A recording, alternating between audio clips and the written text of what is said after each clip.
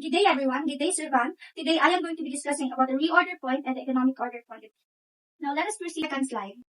So we are going to discuss the reorder point. So reorder point in supply chain management refers to the inventory level at which a new order should be placed to replenish stock before it runs. So in simple words, see reorder point in supply chain management, it is the indicator where a business should order the stocks before it runs out. So here is our problem. Around expected daily usage is 555 jars of honey. The anticipated delivery is 3 to 7 days. Place the reorder inventory on February 28th. So when will the company place the order? When it will arrive, and what are the safety stock rates? So here is, as you can see here, this is the problem, the formula. Here is how we are going to compute the reorder point. The product, which is 555 jars of honey, we multiply it by 3. So we got the 3 in the 3 to 7 days, which is our lead time. So we multiply it by 3. And then there's the open and close parenthesis. Add the 555 times 4. So we got the 4. There are 7 days in the lead time. So we already used the 3. So the remaining is 4. So the 4, we are going to multiply it to the 555. So the 4 is the remaining days. Now, we compute the 555 times 3. We got 1,665. And then we add it to the 555 times 4, and we have 2,220. Now, we add them together, and we got 3,885 jars of honey. So that is our reorder point. Let us proceed to the economic order quantity. Economic order quantity, or the EOQ, is the optimal number of units to order that minimize the total cost of inventory, including ordering costs and holding costs. Economic order quantity is the best number of items to order, so that a business spends the least money possible on buying and storing inventory. So in simple words, EOQ helps you find the right amount to order each time. So not too much so we don't waste storage, and not too little so we don't run out. So these are the formulas that we are going to use. So our problem is the number of pork per kilo required annually, which is 8,124 kilos, the cost of placing an order, which is 350 pesos, and the annual carrying cost per year of inventory is 10 pesos. Now we are going to the next slide, which is a computation. Today, I will teach you how we are going to compute those following that I have shown you slides ago. We're going to compute the economic order quantity, which is this one. So square root of 2, through open and close parentheses.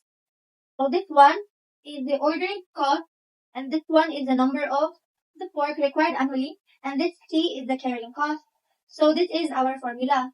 So we got the 350 cost of placing an order, open and close parentheses, then the number of kilo required annually, which is the 8,124 kilos.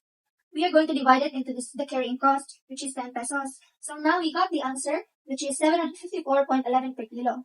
Now let us proceed to the numbers of order per year. Here. So the N, same.